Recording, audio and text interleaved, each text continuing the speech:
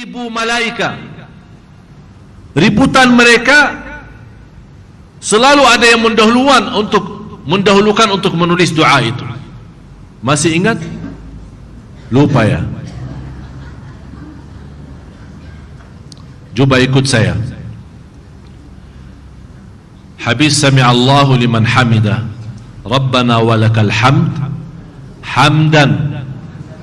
Ikut saya, hamdan kathiran tayyiban mubarakan fihi mubarakan alaihi kama yuhibbu Rabbuna wa yarda.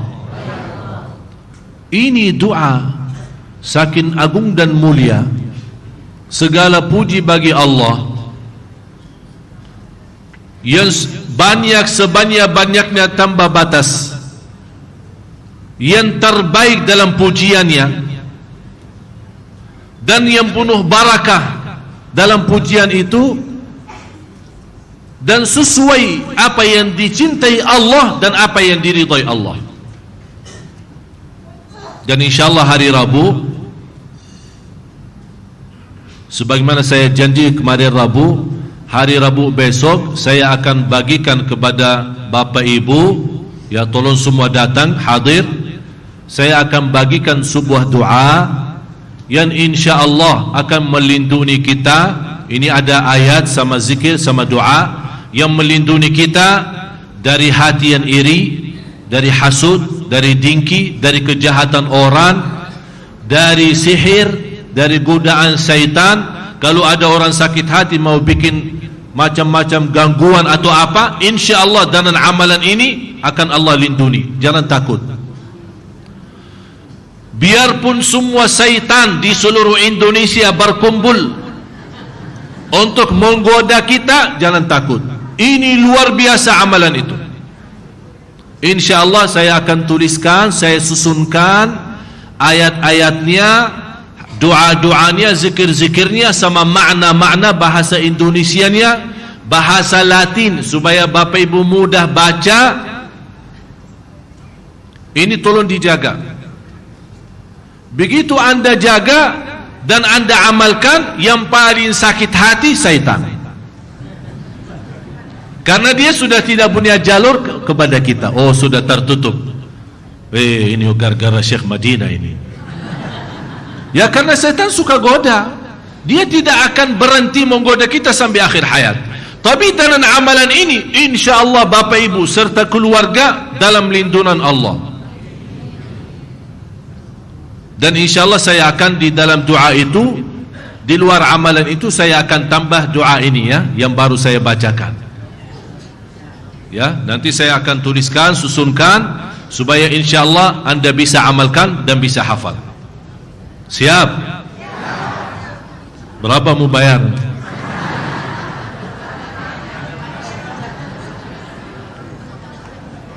Ya, subhanallah. Dikasih amalan begitu istimewa. Kalau pergi ke orang dukun yang tidak jelas, dibaca was-was, dikasih 500.000. Belum pantas bermanfaat, malah ditipu kita. Ini sekarang sudah jelas dikasih amalan Quran yang insyaallah syaitan pun akan sakit hati, malah dibayar ketawa aja.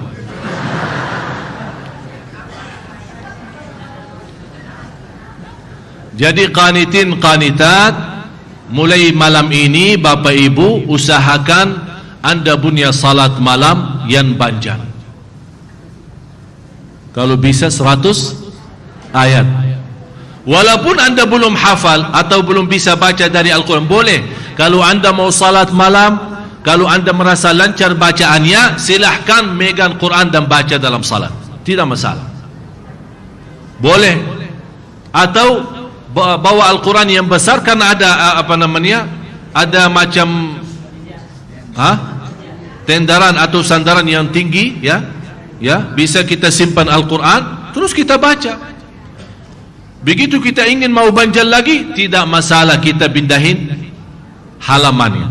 Ini gerakan di sini bukan membatal salat, Karena gerakan di sini tujuannya untuk salat sendiri. Yang namanya gerakan yang membatal salat, ya kalau lagi salat menerima telefon. Ya halo maaf saya lagi salat pak ya. Ya itu namanya gerakan. Itu yang batal salat. Tapi kalau sebatas kita mempindahin halaman Quran karena kita mau salat, boleh-boleh 1 rakaat 1 juz. Apa keberatannya? Ini masalahnya tidak akan jadi sekaligus ya. Jadi kalau kita ingin, ya Allah kapan saya bisa 1 rakaat? Khalifah Harun al-Rashid dalam 1 hari dan 1 malam 100 rakaat sunnahnya belum wajib. Jumlah salat sunnah 100 rakaat. Dia khalifah, pemimpin.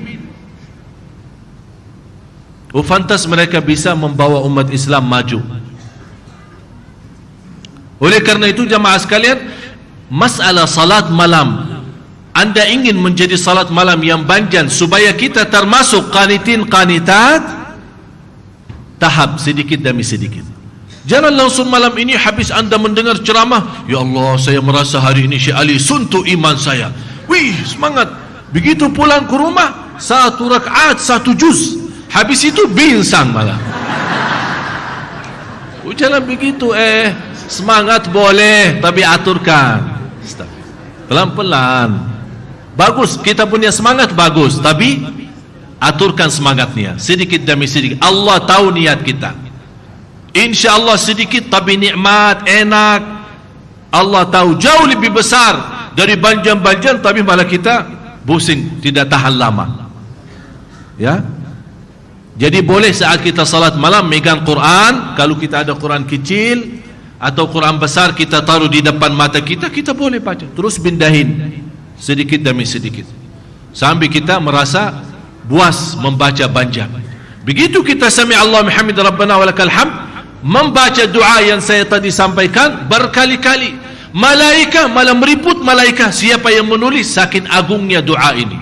Coba bayangkan kalau malaika ribut menuliskan doa ini, berarti ini tanda doa itu sangat istimewa di sisi Allah Subhanahu wa taala. Terus laki-laki dan perempuan yang benar, laki-laki dan perempuan yang sabar, laki-laki dan perempuan yang khusyuk. Kembali sadiqin. Habis ketaatan. Sadiqin, laki-laki dan perempuan yang benar. Yang benar, yang jujur. Jujur. Tujuannya daripada ibadah jujur karena Allah Ta'ala. Lillahi. Jadi niatnya ibadah, silaturrahim, bermulia akhlak, ini karena kejujuran, kebenaran, karena Allah, bukan karena siapa-siapa. Dia bukan mencari kesenangan orang, kesukaan orang, dia tidak peduli orang, tapi dia peduli Allah. Kalau Allah senang, semua akan senang. Kalau Allah ridha, semua akan lancar dan semua akan ridha.